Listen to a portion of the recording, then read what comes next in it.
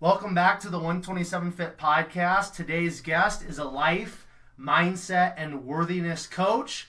She is also the host of the Worthiness Mindset podcast. Today's guest is Jillie Johnston. Jillie, I want to welcome you to the 127 Fit podcast. Thank you so much, Quentin. I'm so excited to be here. For sure. So, Jillie, we're just going to jump right into things here. I've got 4 questions as part of the kind of the warm-up to kind of get the conversation ball rolling, so to speak. The first question that I have for you is, how do you start your day? Do you have a specific morning routine or morning ritual that you like to stick to on most mornings? Yeah, I think that right now, and I'm sure we'll touch on it, that my life is going through a super major transition. For sure, yep. So I think maybe my answer this week might be different than my answer next week. Yep. But for the past, I would say since January, my routine has been to get up, drink lemon water. My boyfriend and I, Robbie, have a coffee date every single morning just to talk about like what's our intention for the day and what our plan for the day is. Then I journal and kind of do a thought download of everything that's on my mind, any doubts or fears, insecurities, celebrations, things I'm excited about. Then I try to meditate daily. And then I get started with my day. Perfect. Now, I want to touch on, Jillie, just for a moment, kind of the journaling, the thought download that you touched on. Mm-hmm. Is the journaling, has that been something that's been a part of your life for a long time, or is this something that just kind of recently, like you mentioned, I know you kind of in January started this routine. Was the journaling kind of inserted in January, or again, is it something that's been a big part of your life in the past as well? So my journaling habits have been pretty consistent for the past year. Okay. I've journaled my whole life. I have my journals for my entire life, but I'll journal hardcore for like 4 months and then not touch it for 2. Okay. And so, and that's been an inconsistency of like, I journal when things are hard normally, and then when things are great, it's one of the things that falls off. Right. And then as soon as things are hard again, I know that that's part of my rhythm of getting in touch with what are my inner thoughts, what are the subconscious thoughts that I'm not aware of, and what do I need to bring to the surface, and what's the patterns. And so through my writing, I've found a lot of patterns in my life through the month, through all of that, this year, one of my intentions has been to become very regular in my journaling, and so it's something that now I do daily. Right, perfect. Now, when you do now, in regards to like the journaling, do you is most of kind of like your writing through journaling, or do you do like some blog writing? Do you do other type of writings to express or kind of like let go of some things that are in your life, or is it really specifically just kind of the morning routine journaling? Yeah, I love writing. Okay, yeah, me too, for sure. It's like one of the things where I feel like I can really tap into the higher power and my higher self and allow divine messages to come through me. So I love to write. I was keeping a blog for a while. I stopped. Yeah. And I've really been micro-blogging on my Facebook and on my Instagram. For sure. And so that, and then I'm also writing a book, and so through those processes and my emails for my email list, like I really focus on bringing the content of touching the most amount of people as I can, and usually I'm divinely inspired of when to write and what to write, and so my morning ritual really allows me to open up and be present to the moment and like what message I'm supposed to bring to the world today, and then whatever avenue I feel inspired to write that's usually where I go. Cool. So does that answer your question? Absolutely. Yeah, it certainly does. I just wanted to dig a little bit deeper into the journaling specifically, which we touched on that, and then is writing kind of like a big part of your life? Yeah. And it sounds like it is, because I know writing for me is a very important part of my life. I consider myself a writer, and it's an outlet, it's a release for me, and it's just super powerful. And I think writing is important for all of us human beings to partake in on some level, whether it is journaling, whether it is writing like a book, or just writing down thoughts. I think writing is an important tool and a powerful tool for human beings. So totally. Definitely answer the question. Now, you mentioned you're in the process of writing a book. Are you cool with kind of sharing a little bit about kind of what the impetus is behind that, and kind of what the book's all about? Yeah, I think that and I know we're going to talk about podcasting, Yeah, but yeah. storytelling For sure. is one of Yes. the, if not the most impactful way to get a message across. Absolutely, yeah. And so I love storytelling, which is like one of the reasons why I have a podcast, why I do what I do, right? Speaking engagements, coaching, like there's so much in storytelling. And so I've had so many different things happen in my life that I want to share, and I want people to know that they're not alone, that I want people to be able to see themselves within me, and writing and storytelling in that way is huge, For sure. right? And I think that with the personal development movement, the self-help movement, the spiritual movement of all these people becoming writers that may not have an English degree, they may not have all of these, and I'm putting air quotes, credentials to be a writer, but they've paved the way to show us that we don't need an English degree to be an author, right? And so it's giving everyone permission to show up in their own voice and in their own power, to share their story of whatever story that is, so that other people can see themselves in it. And so that's really my impetus of why I write, is to be relatable, is to be an example of what's possible, is to show people my humanness, so then they can say, oh, like, Jillie is someone that I look up to, and I see her struggling. I see her rawness, her vulnerability, all of these things, which in my writing, I really allow that to shine through. So my book, I have actually 2 books that I'm writing. One is like my story, and just kind of like, I don't want to say, memoir or whatever, but just different things that have happened in my life and what it's taught me. And then the other one was early on in my 20s, I started a project called Love Letters to Yourself, where I was collecting self-love letters from women all over the world, and then compiling them to make a book full of self-love letters. And so it's like half workbook, half book of self-love letters, so that it can be found wherever, and that people can pick it up and be like, wow, like, look how much this person loves themselves. It's like this profession of self-love. I want what they have. And then the workbook will be kind of the journey and the first steps into finding that worthiness and finding that self-love. So those are the 2 books that I'm working on. I like it. That's good. Yeah. That's good. All right. So the second question, great transition, because the second question is, do you have a favorite book or book that you like to gift often? I'm sure there's probably a lot of them, but if there's maybe just one book, maybe right off the top of your head that kind of pops up, what would that favorite book or book that you gift often? So, okay, can I say 2? Absolutely. Okay, Book of Joy, which is a conversation between the Dalai Lama and the Archbishop Desmond Tutu, is amazing, and I just love it, and there's so many amazing things to take away, and that's a book that I've gifted a ton. And then the other book, any Brene Brown books, but I really love Braving the Wilderness. And that one has been, I think, my favorite. Awesome. She Brene Brown comes up a lot with a lot of my specifically female podcast guests, but she's definitely a power player and has a lot of wisdom to share. So is there a favorite quote, mantra, or word that maybe is impactful right now in this season of life, or maybe one that has been impactful in the past for you, Jillie? Yeah, so this year, so my birthday was on the 11th of October, and I turned 31, and so for this year, I told myself that my word I want to focus on is allow. So I was, and I think you're going to ask me about this, but I was a Division I athlete. I have been working 3-4 jobs for a majority of my life. And this is the first time where I'm focusing on my business. And so I want to switch, and I'm working on switching my mindset from the grind and the hustle and the working 14 to 16 hours a day and just killing myself to a space of trusting and allowing and peace and serenity and working through inspiration. And so this year is all about the word allow.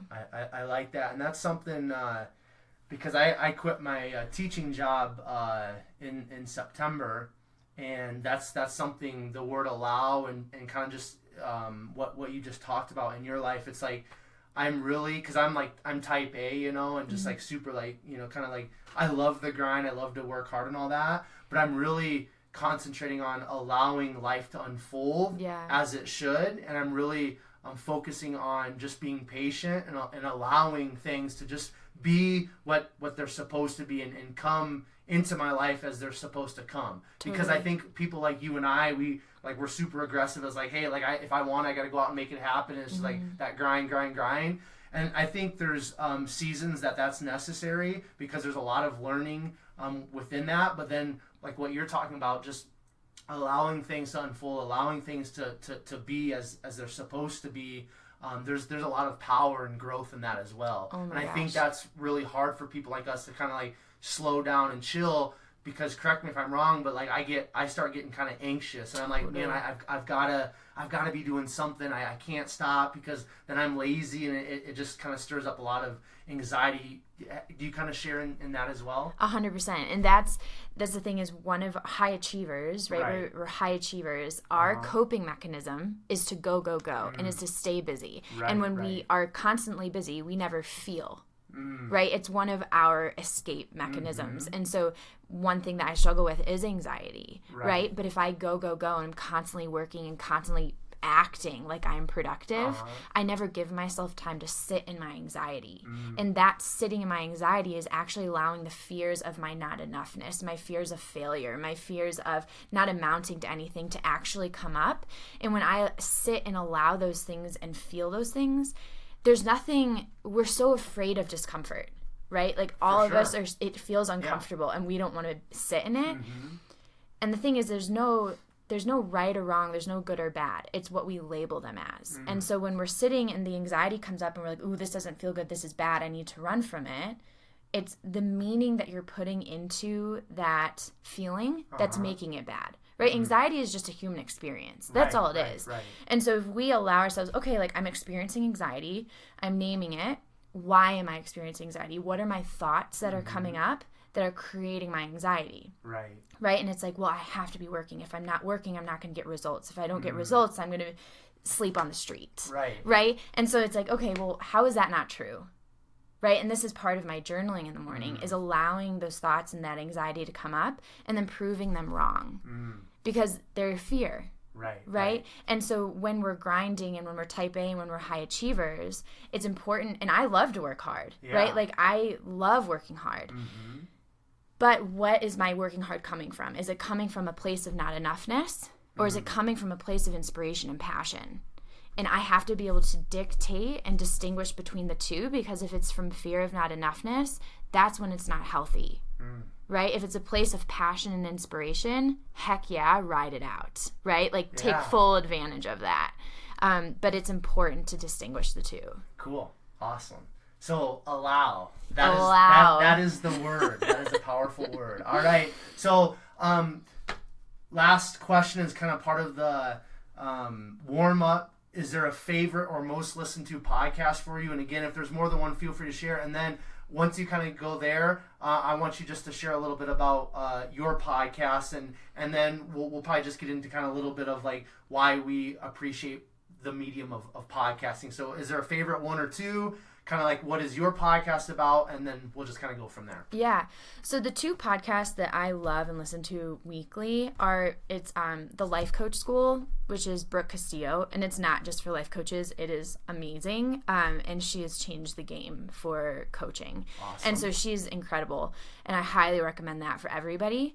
And then the other one is the School of Greatness. Lewis Howes. Yeah. I was just listening to one of his episodes this morning. So. Yeah. And I really love him. Cool. So I run to him, those two, a lot. Yeah. And then like Oprah's Super Soul Sunday conversation. So I love, or Super Soul Conversations. So those are the three that I listen to weekly. Awesome.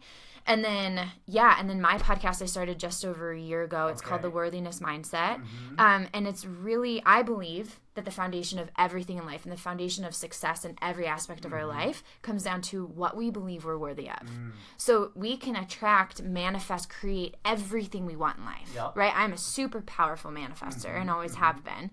But if I don't feel worthy of it, and if anybody doesn't feel worthy of it, then they neglect, they self-sabotage, they reject, they push away those things that they attracted because they don't believe that they're worthy of it. And so my worthiness mindset is basically just all these conversations, right, and stories of people that are doing really amazing things in the world, and how their worth and their journey of finding their worthiness has played into their success and where they are today.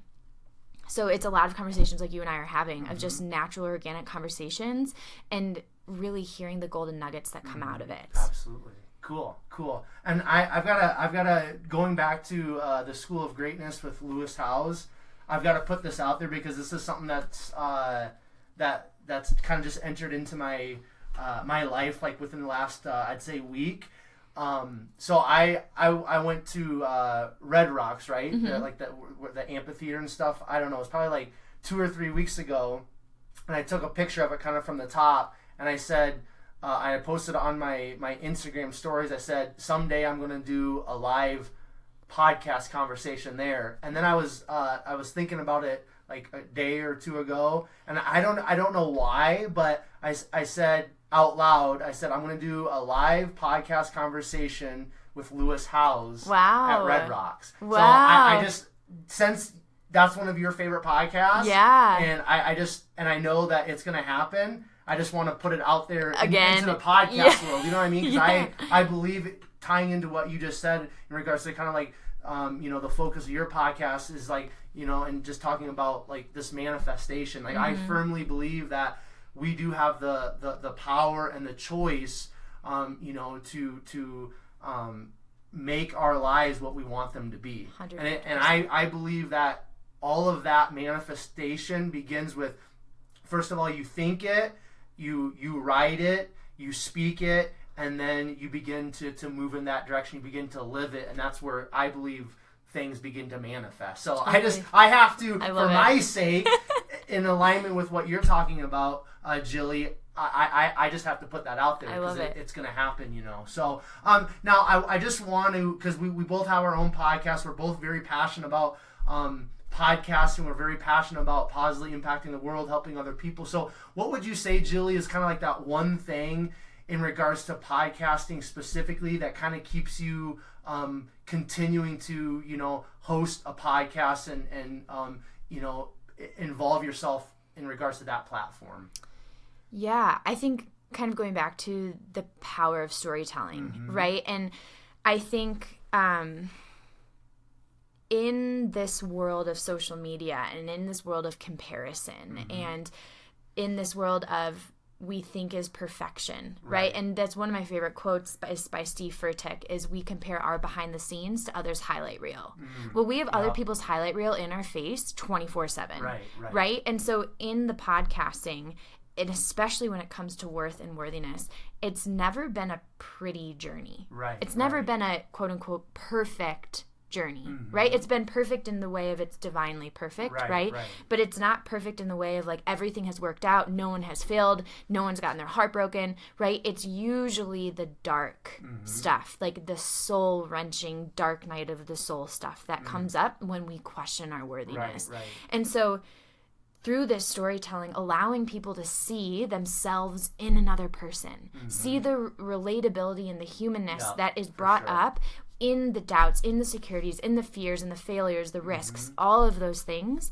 And so that's also what I love to talk about is asking the questions of, well, tell me when you failed.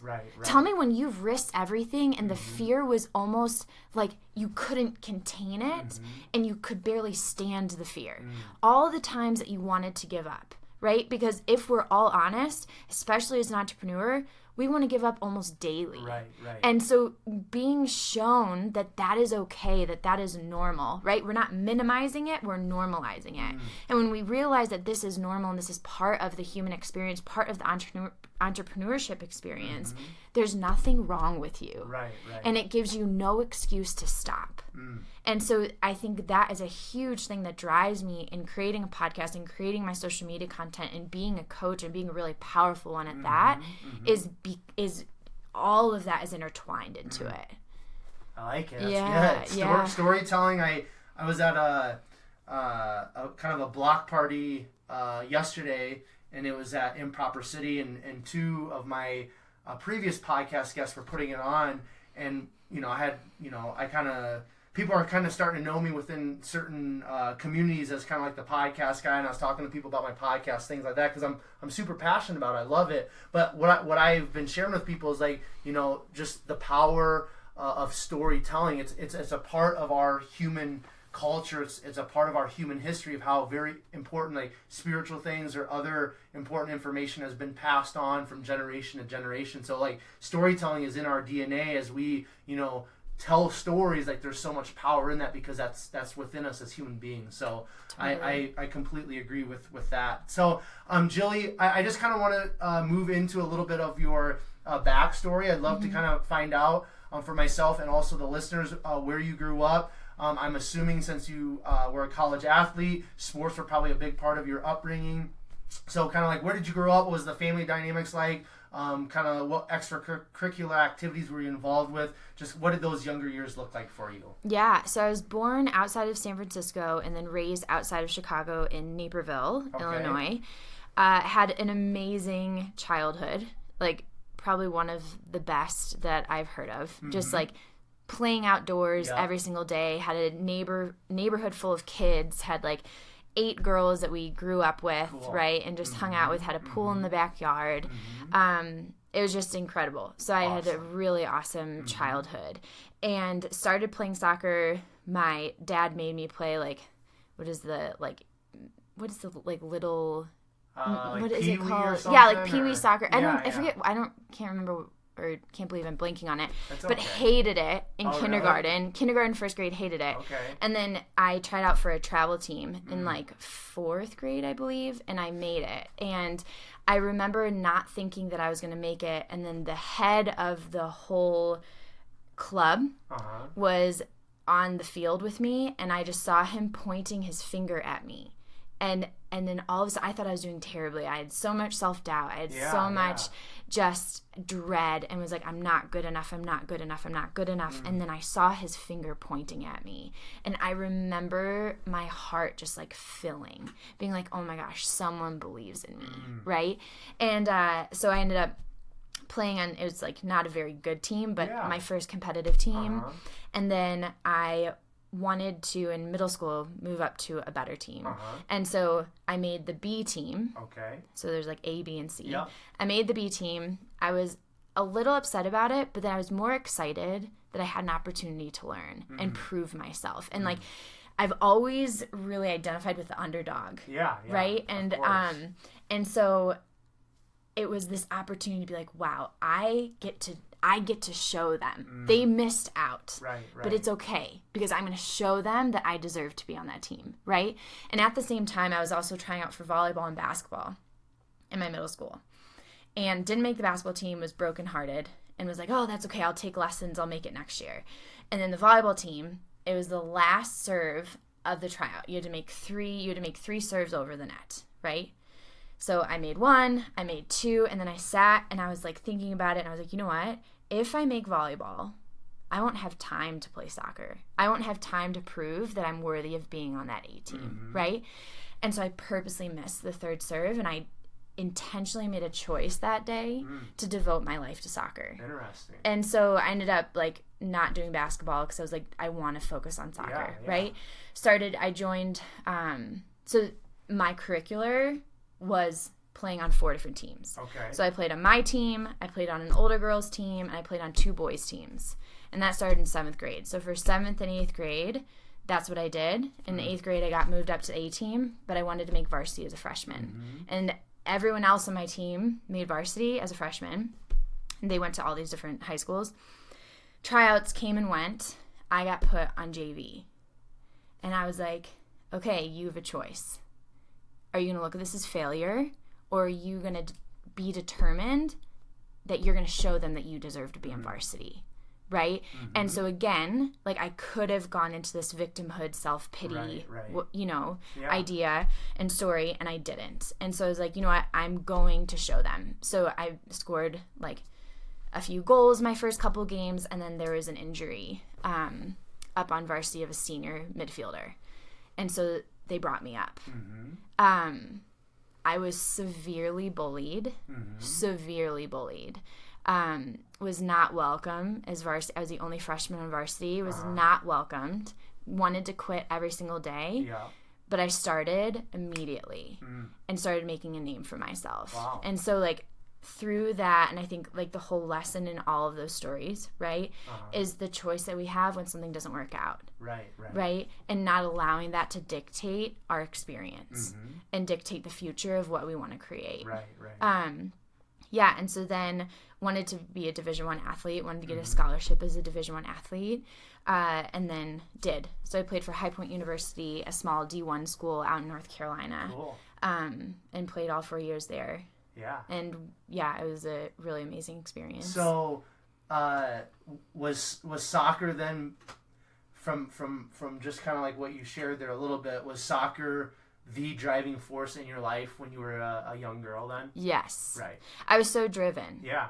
And we were at a friend's house for dinner, and I was like kind of sharing the story because I didn't drink in high school. I was part of this leadership program. I wasn't into drugs. I wasn't into partying. You were the all-American girl. Yeah. I was so focused. Yeah, and they looked at me and they're like, do you know, like, you're one of the most extreme, intense people I've ever met. And I was like, cool, like, thank you. You know, like, I've worked so hard in my life to get where I've been, right? And like, and so it's been and it hasn't been easy, right? And I've overcome so many difficulties in that process, but I learned discipline. I learned commitment and perseverance, and what it meant to wake up at 5 a.m. before school to practice, right? To juggle, to shoot on my rebounder, to work on my touches, right? Yeah. And then like after practice, I didn't feel like I got enough cardio in, so I'd go for a run, you know, like, and that was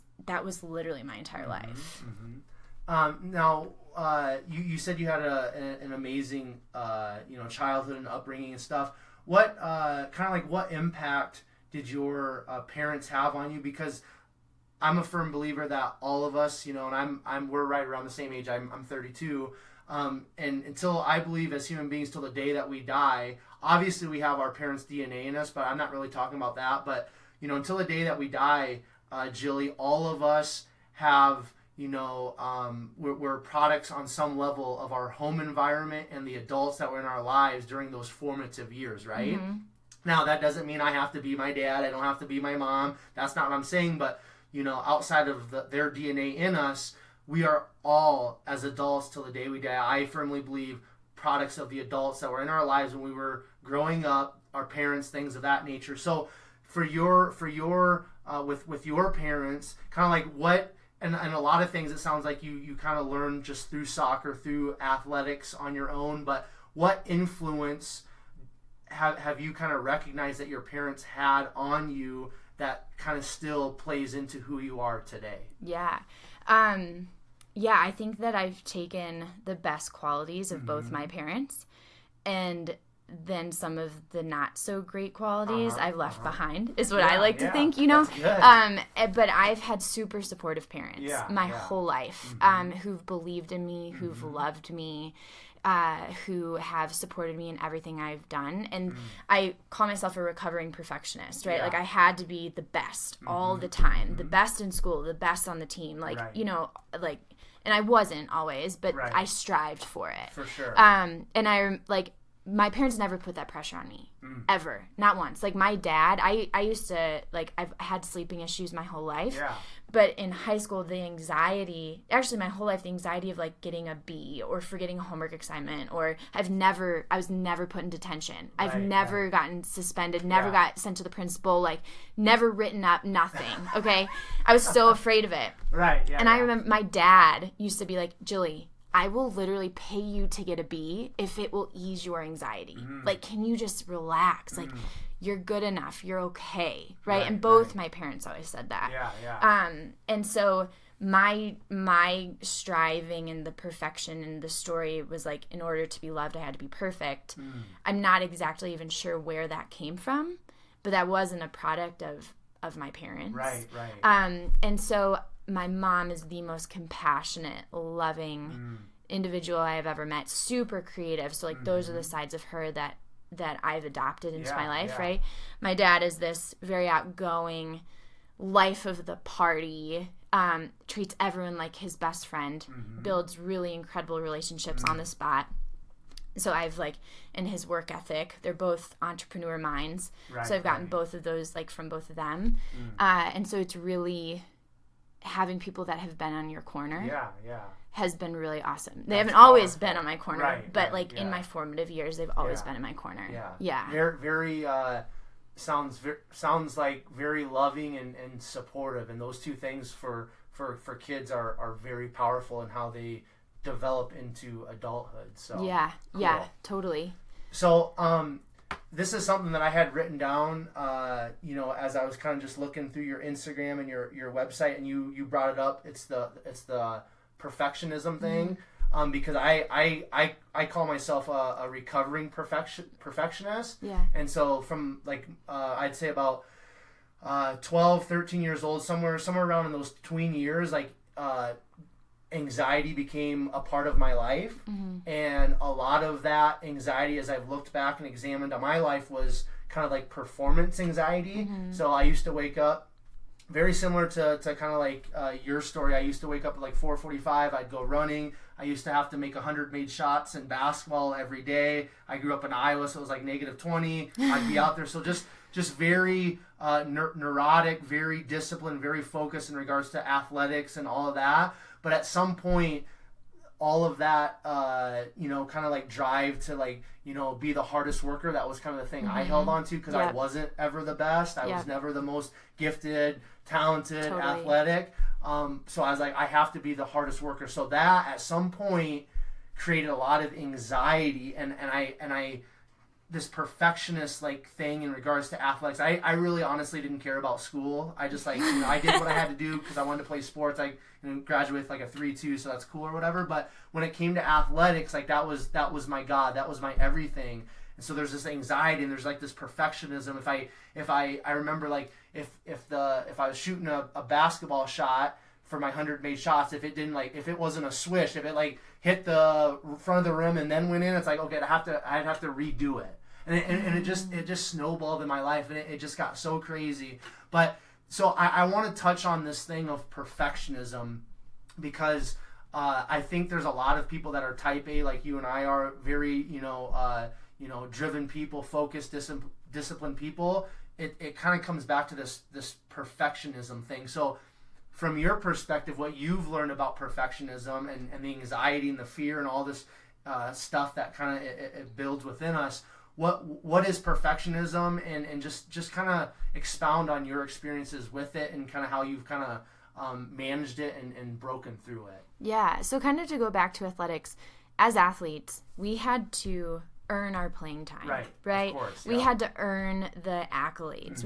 It's constant proving your worth, right? If you didn't add enough worth and value, you didn't get put on the field, right? So then there, from a young age, right? From I was like 10 when that started, and you were 12, 13.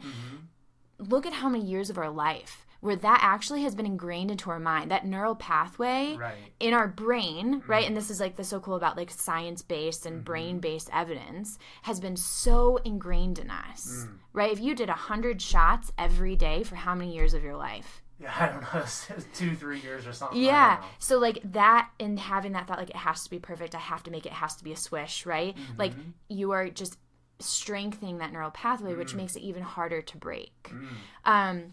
And so for me, that perfectionist is proving my worth.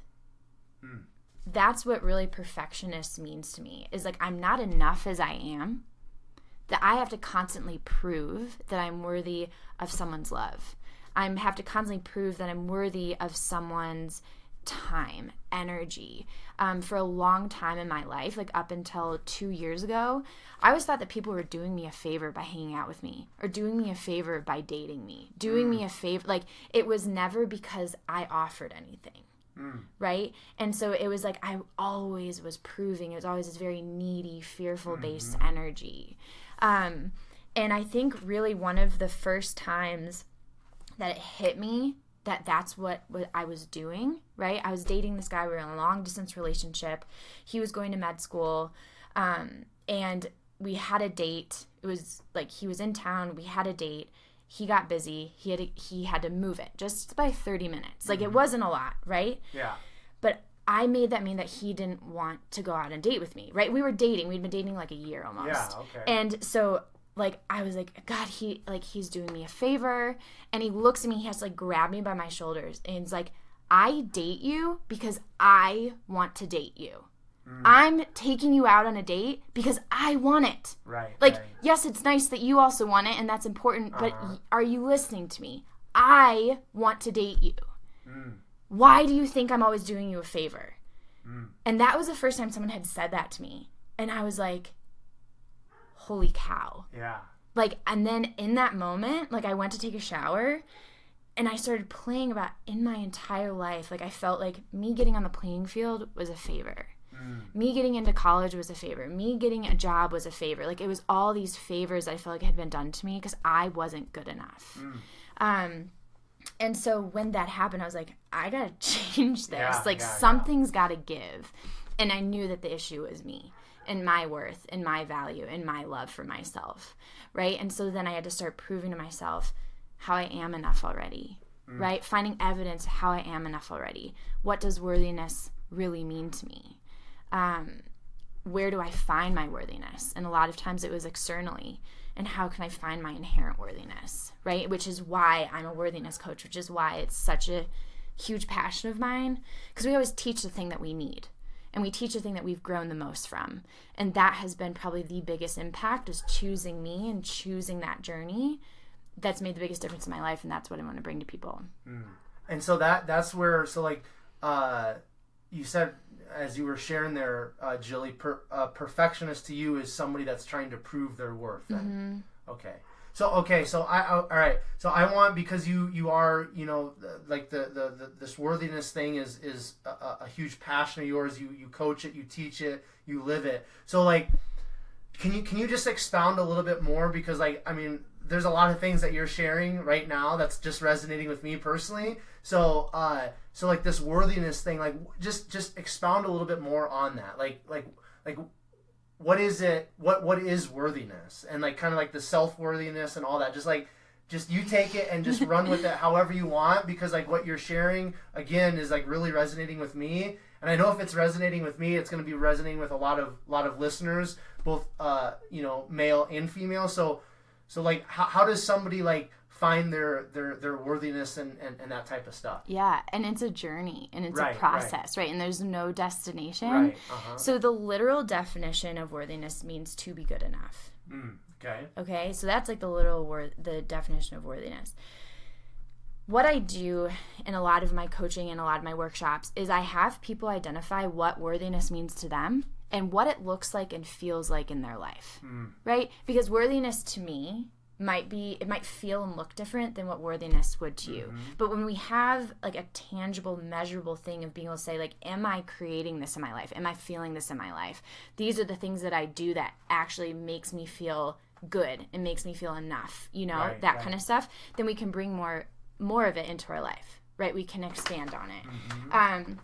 And so that is like a lot of what I do. And so I truly believe that, like, especially so if you're podcasting with someone, and okay, Lewis Howes. Yeah. Right? You are for sure going to have imposter syndrome. Right. Right? You're going to be like, oh my God, who am I? Right? That's part of worthiness. Who am I to do this? Right. Like, why do I deserve this? Yeah. Right? I'm not good enough to do this. I have those thoughts running through my head like all the time in my life. So that's why I'm resonating with what you're sharing. So. And this is the thing. So everyone who's listening, everybody has those thoughts. Okay? So I think a huge part of realizing our worth is we have so much shame in those thoughts. Right? That we don't allow ourselves to have them and not make them mean anything. So what if you were just like, I have these thoughts every day. That's it. Like, it's actually part of the process. Me thinking this actually means that I'm on the right path. Right? And what I need to do is continue on this path. And so people who struggle with, like, who am I to do this? Right? I'm not good enough to do this. Or who do I think I am? Right? They're going to find me out. Right? All this stuff. An exercise that I would give people to do is start proving that wrong. So who are you to do this? Right? Why do you deserve this? what have you done in your life? Like, what have you gone through to get to this point? Why are you the perfect person, Quentin, to interview Lewis Howes? Right. Why are you good enough? Right? And so what this is doing is this is changing the neural pathways in our brain. Right. So that I'm not good enough neural pathway that started out as spiderweb thin. That if you blew on it, it would break, right? It's so thin. But the more you're thinking it, the more you're doubting it, the more meaning you put to it, then all of a sudden that spiderweb thin connection, that synapse that happens in our brain, all of a sudden turns into an iron rope, right? That the light rail runs on, okay? And every time we start switching our thoughts to, okay, how am I good enough, right? You're making a new neural pathway in your brain, and that iron rope is slowly starting to deteriorate, right? And so switching your focus, where your energy goes, that's what grows, right? I forget who said that quote, and it's true. It's a good one, yeah. It's a great one. And so switching that, because wherever we are focusing on, that's what our brain is going to find evidence for. And so many of us have had that focus of not being good enough, that we find all the evidence, and it's subconsciously, all the evidence in the world of how we're not good enough, right? And so now I'm challenging you to do something different. And that's how we begin to change our story of worthiness. That's good stuff. Now, in regards to changing the neural pathways, are the I am statements and things of that nature, are those ways that we can change the neural pathways and kind of change the way that we've been thinking? Totally. So affirmations are great, and I'm going to ask you to take it one step further, right? Is you don't want to just, I can write it down and I can still feel like a fraud. Yeah. Right? And so then it's writing it down of I am worthy. Okay, find 5 pieces of evidence why you are worthy, right? I am deserving, or I am capable, I am strong, I am powerful, whatever it is. Then find 5 or more, right? Maybe you want to find 30 pieces of evidence of how that is true. Then what you're doing is you're actually finding physical evidence in your life of how you have been that in the past and how you felt that in the past, that all of a sudden you feel it. And when you feel it, that's the game changer. And so that's what I would add on to the affirmations and the I am statements. Okay, cool. Dang, that's good stuff. Okay, so I wanna go back into your story. So we got playing soccer, Division I soccer, 4 years. Just quickly, what did you end up studying in college then? Sociology and anthropology. Okay, cool. So then after you graduated, what did those first, let's say 2, 3, 4, 5 years look like for you post-college? Yeah. Early 20s are the hardest part of your life, right? So from 20 to 27 was the darkest part of my life by far. You graduate from college and you think okay, I did what I was told, right? I went to college, I got good grades, I didn't get in trouble, I graduated. Where's my job? Right? What do I do now? Right. I've been structured for 22 years of my life. Okay, well, what do you mean I'm not having anyone tell me what to do? Right? Then it's just that navigating. So after I graduated, I wasn't using my degree. I was waitressing. I was working as a personal assistant for this older woman. I was doing liquor promotions, and I hardly even drank, but it was just money, right? Of course. And and so I was so depressed. I was so anxious. I had all these hopes and dreams for me in the world, and I had all these expectations of amounting to something, right? And I felt like I wasn't amounting to anything. At the same time, my parents were going through one of the worst divorces I've ever even heard of. It's could be made into a movie. And so my family was falling apart. My relationships were falling apart. I moved in with my mom. She was not doing well. I wasn't talking to my dad. there's all of these things that were just going terribly in my life. And so at the same time, I also I was okay, I have to, I want to do something different, right? And I really wanted to get a PhD in anthropology. So I started working, I started saving money. I applied to a field school in Peru. It was a month-long studying abroad program to learn more about anthropology to get into a PhD program. So had the most amazing time of my life, fell in love with Peru, promised myself I was going to go back. Came back, started working for Lululemon. Loved it. Loved every second of it. They sent me to Landmark. They really, really, like, showed me what personal development was and what coaching was. Like, I was doing it on my own, but I never knew it was a thing. Yeah. So, love Lululemon. Huge, huge advocate for that company and everything that they stand for. And then I started doing love letters to yourself. So I started doing workshops and speaking and collecting love letters from women, and teaching people about self-love and like how to love themselves, right? I was like 24. Okay. And so everyone's like, who are you to do that? And I was like, well, who am I not to? Right. And I like started thinking like that. Right. And so then I was gaining some following, and like I was raising money because I wanted to go back to Peru. I wanted to volunteer. So I ended up raising a bunch of money. I went back to volunteer in Peru. Wanted to start or like help build this women's empowerment program. Worked for this nonprofit for 3 months. Didn't agree with a lot of their decision making. None of the money went to the programs. It all went to the presidents that lived in the UK. Right. Yeah. And so my friend and I kind of looked at each other. We're like, let's start our own. So after 3 months, we started our own nonprofit called Malaika Charity. I was back and forth for like another year and a half. I started a women's empowerment program. She had an after-school program for kids. We created a center and just raised a bunch of money and did like free legal aid, free dental work, free like hygiene. We partnered with the hospital and mental health, all sorts of workshops, and helped the women create a business that is still going today. Cool. It was just really cool. And so then after like a couple times going back and forth of like coming back and working 70 hours a week, raising like at a restaurant to have money to support myself, and then fundraising money for the program because every penny went into the community. Right. It was one of the hardest things I've ever done. And after a couple times where like the women were pretty much set, we created like a pretty sustainable group, leadership, all that kind of stuff. I was like, I want to go back to the U.S. and follow my dream of coaching and speaking and teaching self-love and worthiness.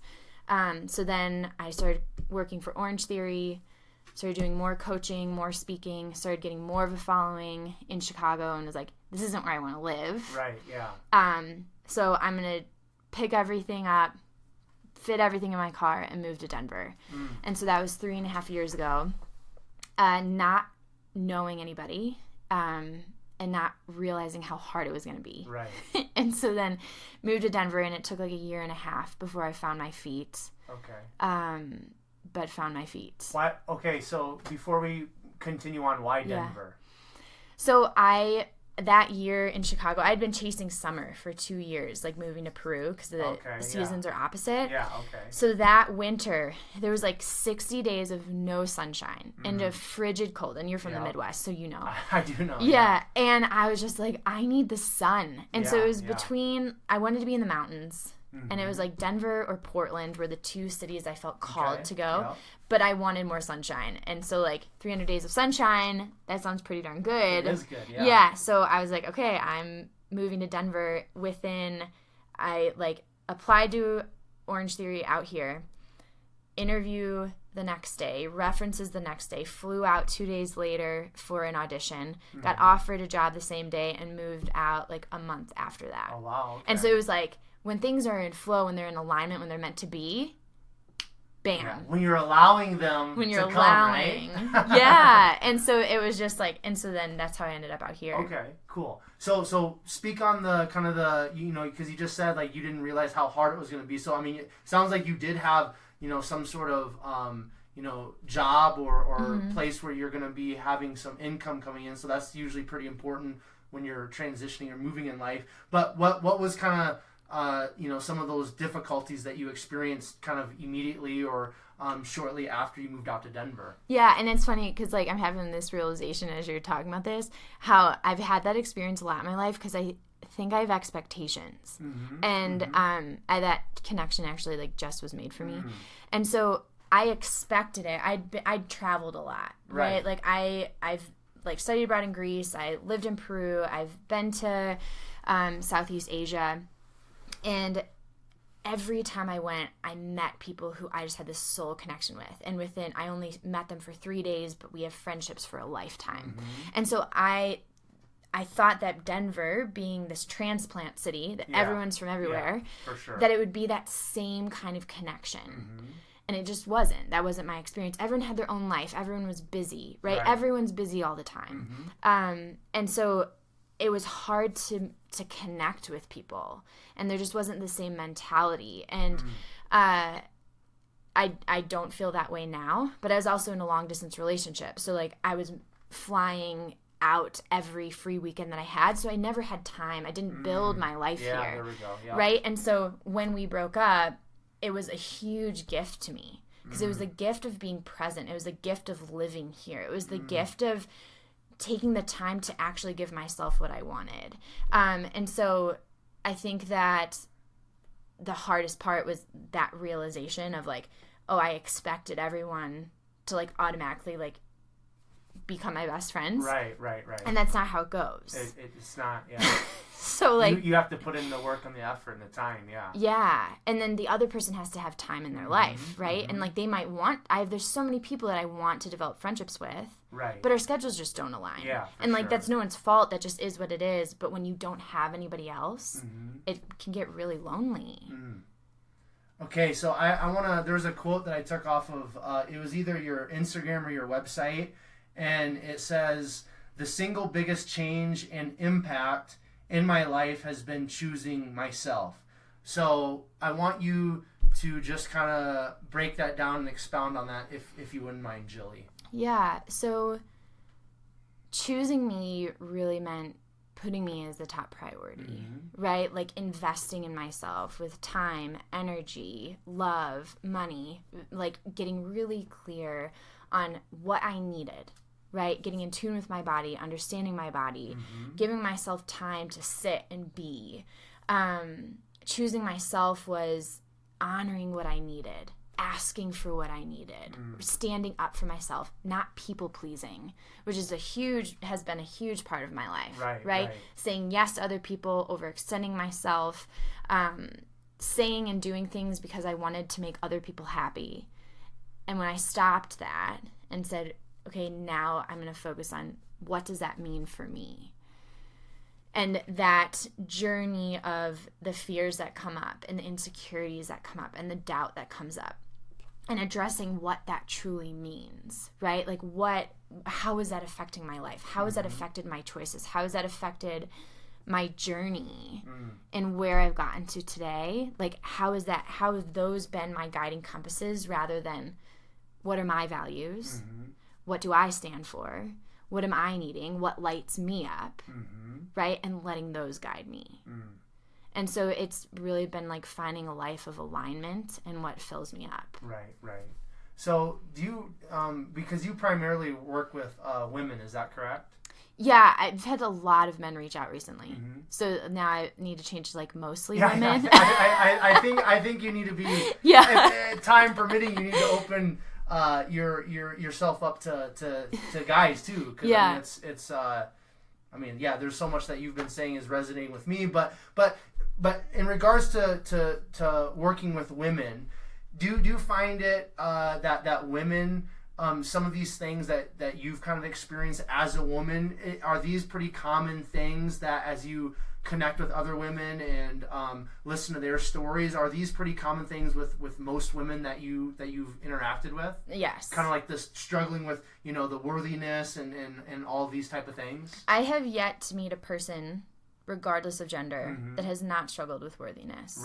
Right? And so my story of the things that I've gone through between my worthiness, of sexual abuse, of heartbreak, of parents' divorce, of high achieving, of, all of those things, so many women can identify with it, right? And so many men can identify with it too, right? And so to me, it's this really what I love and what I love sharing and what I love being an example of, right, of what's possible, is when I share my story, allowing people to not feel alone, that there's nothing wrong with them, right? That I've said before. And so many people can identify, and I get people all the time reaching out.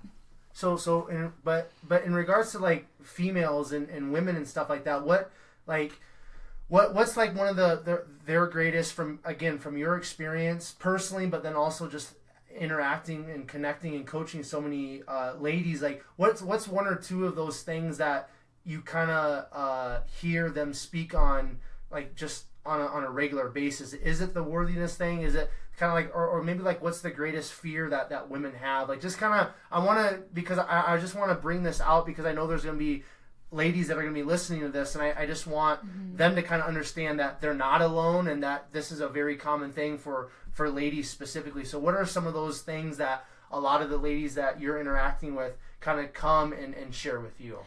Shoulding on themselves. Shoulding? Yeah. Okay. You gotta explain that. So I should be doing more. I should be doing better. Okay. I should be further along. I should be a better mom. I should have a better body. I should be making more. I should be more successful, right? Like,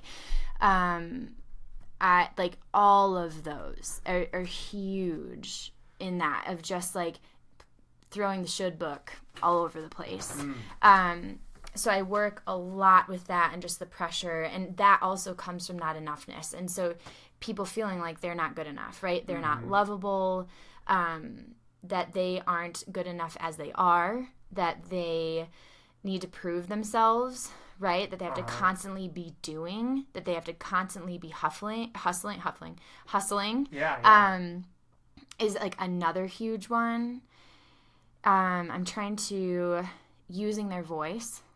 So not knowing what their voice even is, not knowing what their needs are, not knowing how to ask for what they need because of the fear of they don't want to be too high maintenance, they don't want to be needy, they don't want to be the one that is asking for too much, right? And then in turn they're in really unsatisfying relationships because they aren't asking for what they need, right? And usually in a healthy relationship, you both want to give each other what they need, but they're too afraid to ask.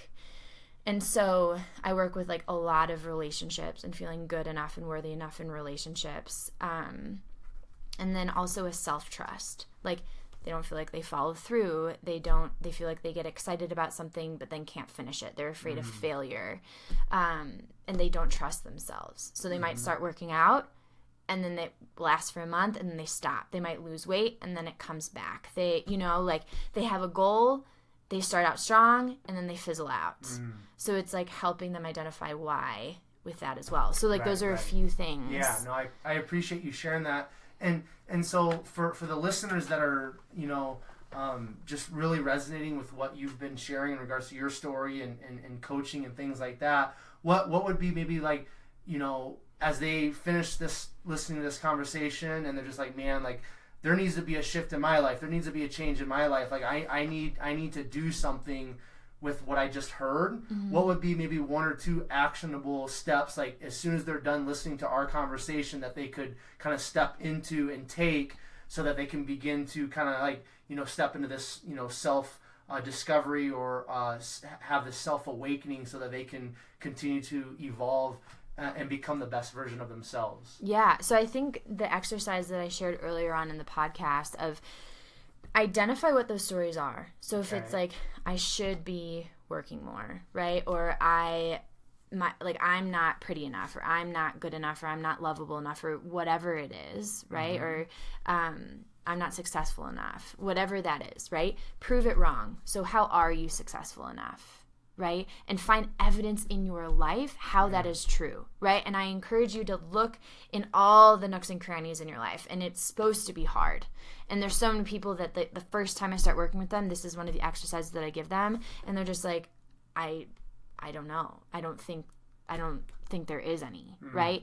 And so then it's like, okay, well, look at your parenting, or look at back at school, or look at like your relationships with your friends or whatever else, or where have you performed in work, like what praise have you gotten, right? And looking into the nooks and crannies and the littlest things that can be transferable, because once you find one, it will be easier to find the other ones.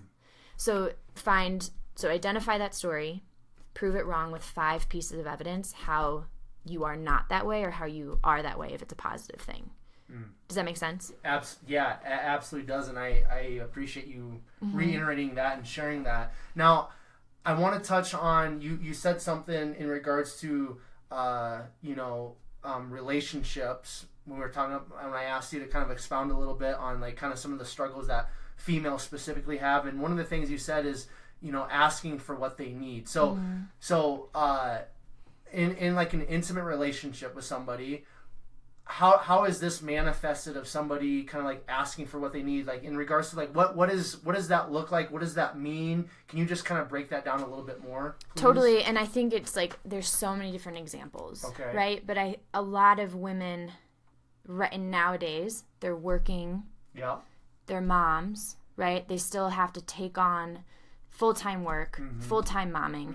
They try to make the food, right? Like they try to be the perfect everything, right? We can't. We're not machines. Right. Nobody can, right? And so, but they don't ask. They don't ask for the support for what they need from their spouse or from their partner, right? Or maybe you don't have kids, but you have like a ton on your plate with things that are going on with your family, with your friends, at work, at home, whatever, right? And there isn't some sort of like, hey, today I don't need you to fix anything, right? Because we love to fix things. Yeah. Right? Especially guys. Especially guys, yeah. And like anyone who has like a coaching mind or whatever, like you want to fix, right? Right, for sure. And so going to your partner and opening up the conversation, right? And just saying, first, I don't need you to fix this.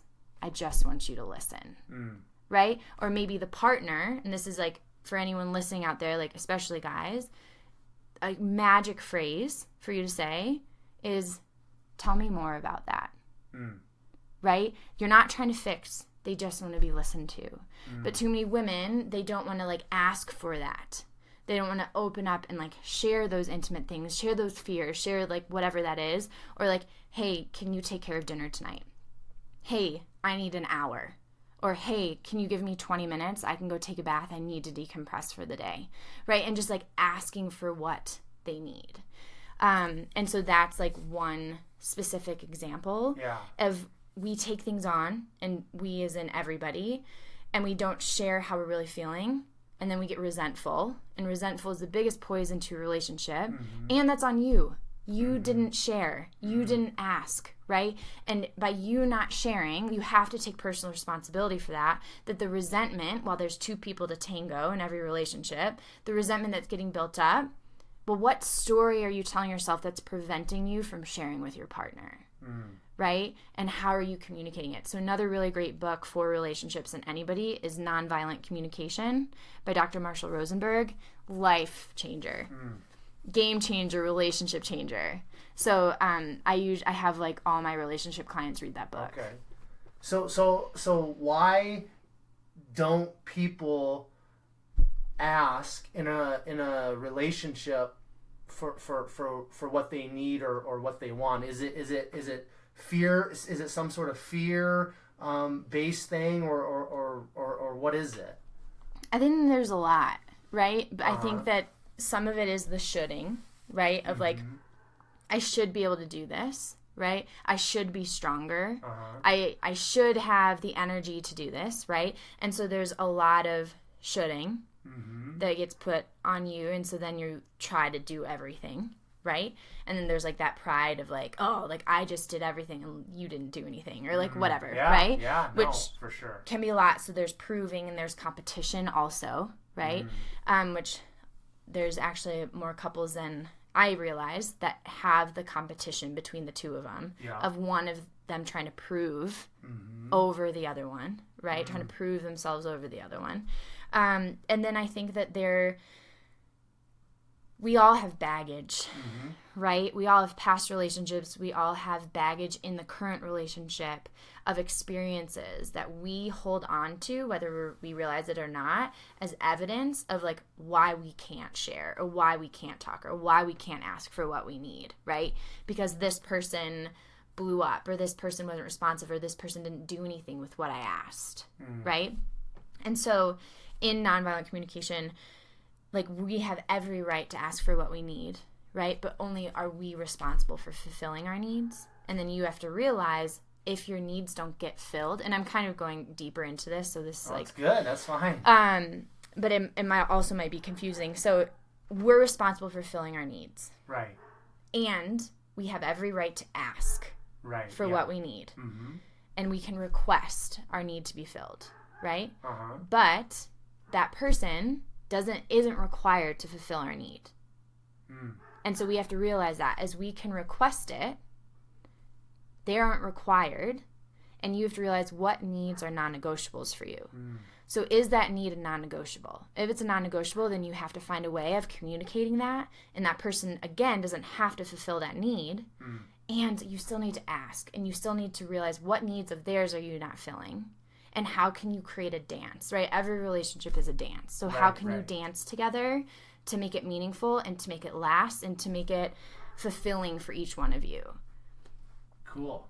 I wanna touch on just for a moment, just kind of like for you personally, Jillie, how important has like a mentor or mentors, whether they kind of in person or maybe it's just somebody like, you know, you've kind of followed in regards to maybe a book they've written, or maybe you follow them on Instagram, but how valuable and important has a mentor or mentors been in your life personally? Everything. I've had personal mentors my entire life, right? Between coaches, between doctors, teachers, parents of friends, older friends that are like much older than me.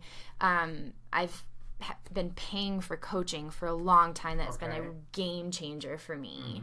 And so, but I also have other personal mentors as well. And so they are a safe place for you to go, right? Of non-judgment, of non-bias, of reminding you of who you really are and what you're made of, and helping you, holding you accountable, right? And so I love, like, there are all these people that I idolize and that I want to be like, right? And having them influence me, especially in hard times or times of transition and change, have been huge in continuing on the dream and path that I've had.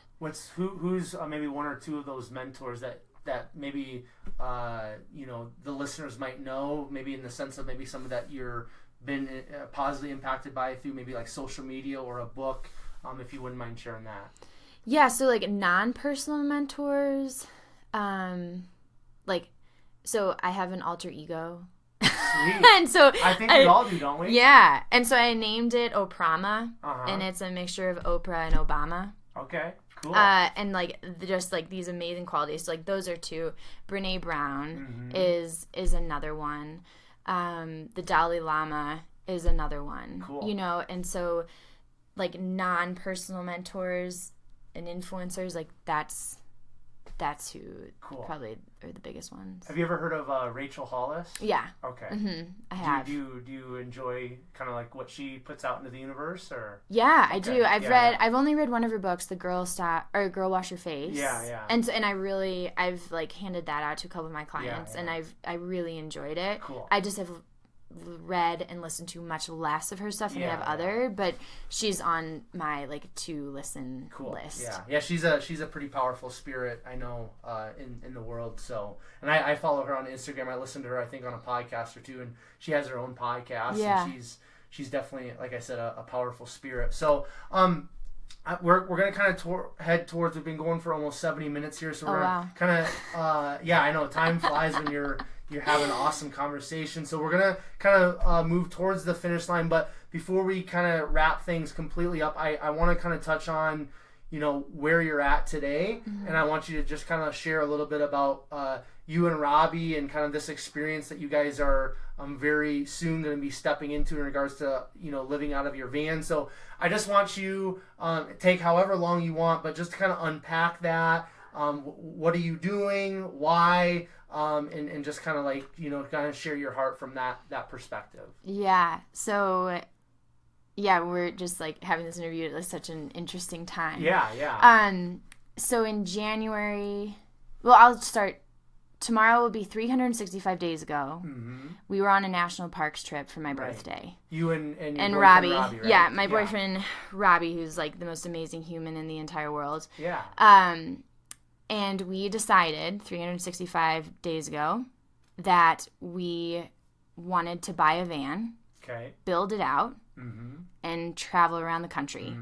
and that I was going to be coaching, podcasting, speaking all over the country. Awesome. Okay, so that was 365 days ago. I hadn't even launched my business yet. Mm-hmm. I was working at a corporate job. We were living in a house with like 2 other friends. And so within 2 months, we bought the van. I didn't know anything about power tools. I knew nothing about electrical work. I knew zero about plumbing. Like, I knew nothing. He knew hardly anything. Okay? So we bought the van, and within 365 days, we learned how to do all of it. We built it out. We literally just finished yesterday. Wow. So it took us from like end of January to end of October. Mm-hmm. Every night, every weekend, building the van out, moving, downsizing, building my business, all at the same time. Mm-hmm. And so we are now about to move into the van. So we were supposed to leave tomorrow. Yeah. And then the snowstorm came. Right, yep. So we're leaving on Saturday. Okay. And we're heading down to Parker, Arizona to this place called Jamie's Van Build Party. All right. And it's like between 500 and 1,000 people bring school buses, vans, campers, and they help each other build and repair their vans.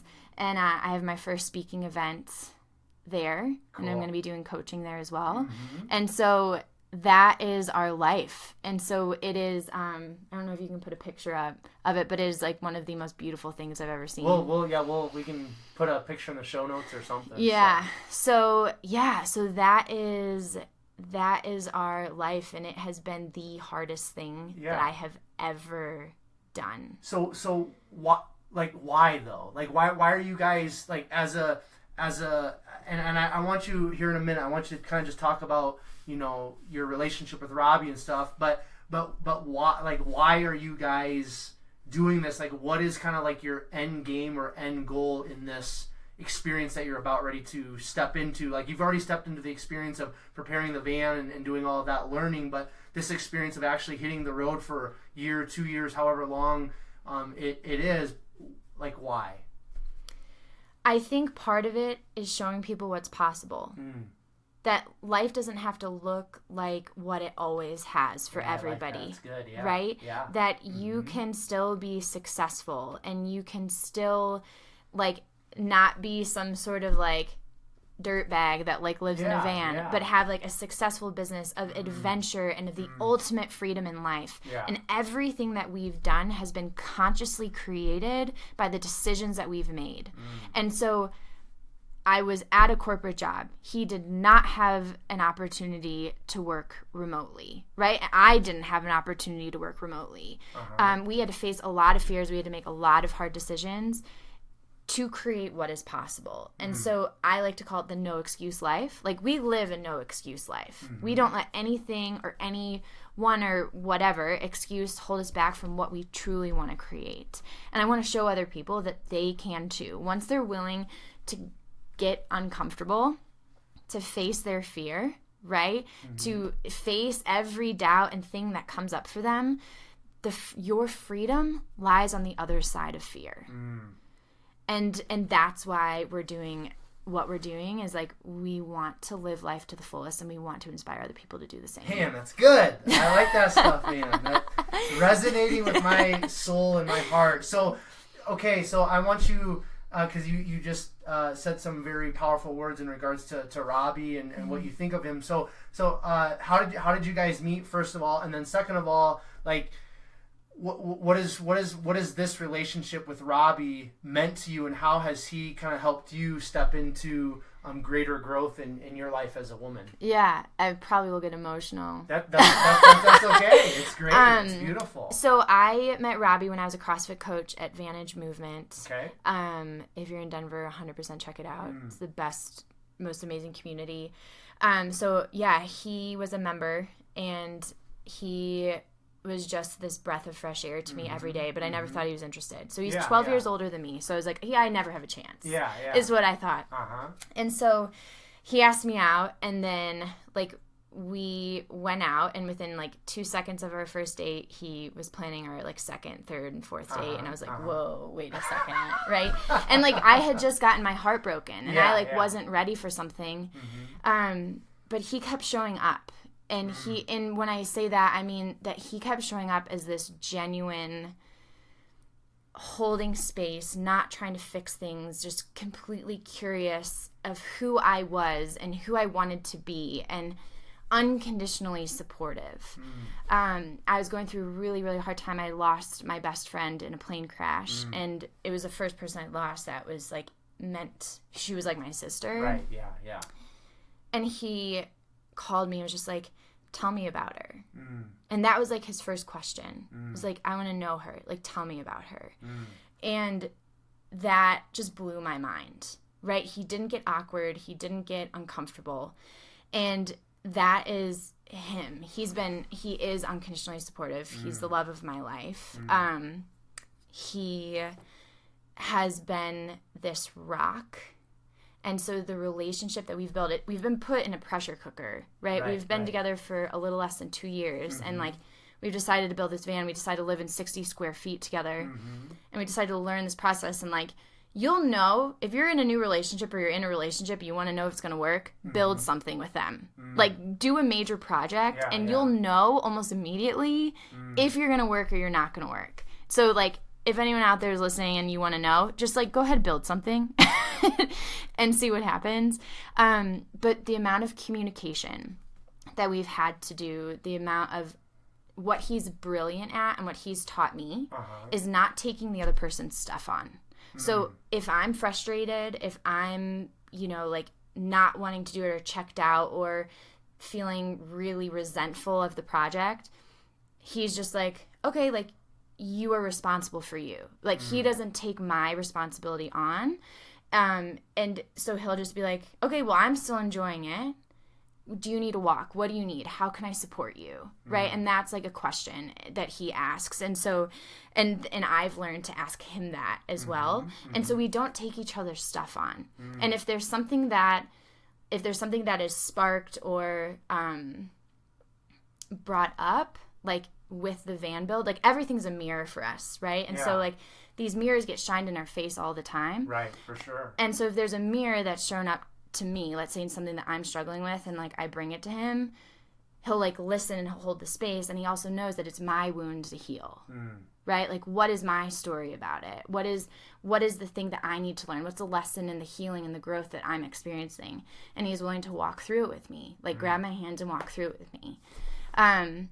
So I know that this isn't going to be easy, right? And I think that is something that I'm totally ready for, is this experience. We have to be prepared to be unprepared. And like it's not the romantic. It's going to be super romantic and amazing, like the van life pictures you see on Instagram. But what people don't share on Instagram in those van life pictures is what it took to get there.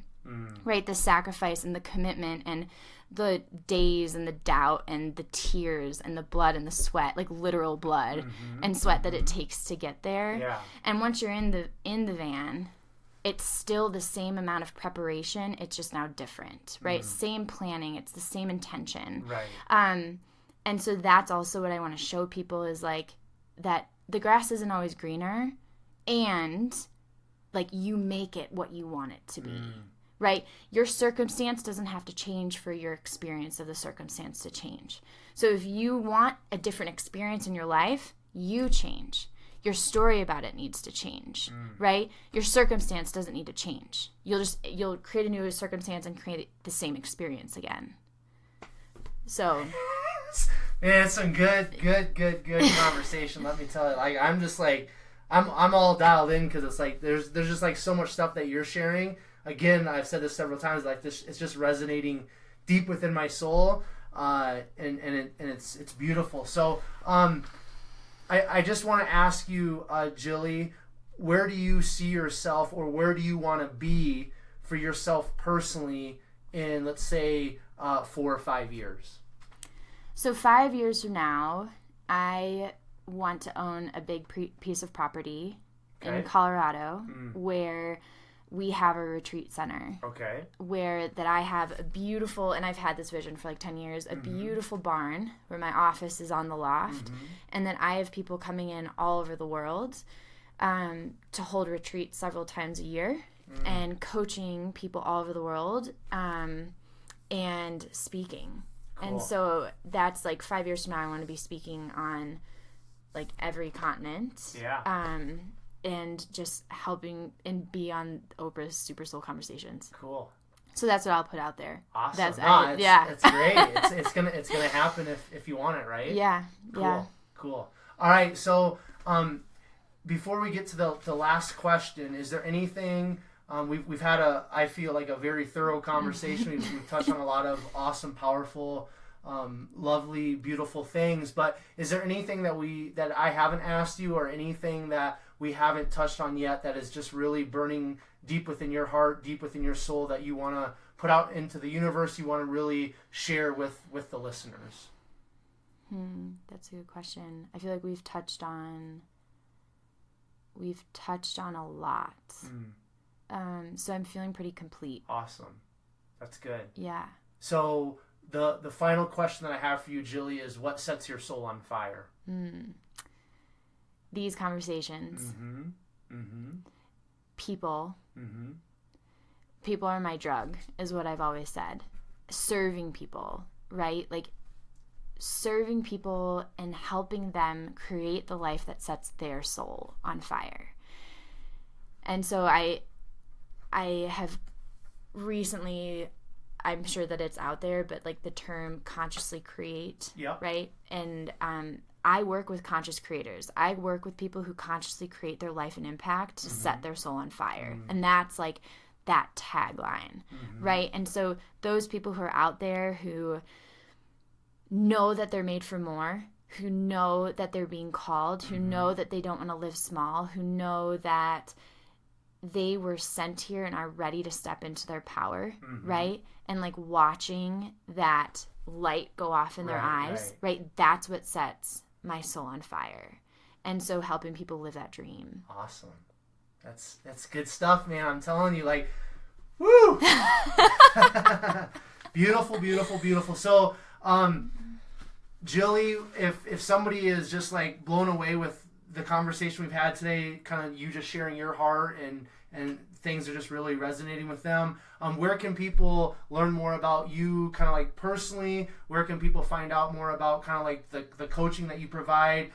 Is there a place that people can kind of follow along with you and Robbie in regards to kind of the van life? Where can people find out more about you and what's going on in your life? Yeah, so Instagram is probably where I'm most active. Jillie Johnston Coaching. Our van life Instagram, which I next week will be much more active on, is Notorious RBV. Okay. We've named her Ruth Bader Vansberg. Sweet. And so my Facebook, I have a free group called Cultivating Conscious Creators. Beautiful. That I want to invite everyone to. And then also you can friend me on my personal page, Jillie Johnston. I accept basically everyone. And that's where I do like so much of my videos. And then my website is jilliejohnston.com. And so I'd love to hear from you, answer any questions, hear what anyone has to say, and how it's impacted their life and how I can serve you better. Cool. So, Jillie, I just personally want to thank you so much for sharing your story, sharing your passion. There's definitely, again, a lot of things that I'm going to take away personally from our conversation. And I know that the listeners are blown away, and a lot of things that you shared today are really resonating with them. So thank you for your passion, and thank you for the opportunity to have this conversation today. Thank you so much for having me on. It's been so much fun and just lit my soul on fire. For sure. So, listeners, I just, again, want to thank you so much for hanging out with Jillie and myself today on the 127 Fit podcast. As always, your listening ears are greatly appreciated. If you'd like to find out more about the guests that I'm bringing onto the podcast, if you'd like to find out a little bit more about myself, you can find me on Instagram at 127fitness. Facebook is at Quentin Vars. And if you guys would do a huge favor for me, and please leave a 5-star rating and review for the podcast, and also subscribe to the podcast, that would be cool. You can also find me on LinkedIn, and if you are interested in starting your own podcast, you can just look at the show notes for this episode, and there will be a link down there in regards to starting your own podcast. Just click on that link, and you will be off to the races.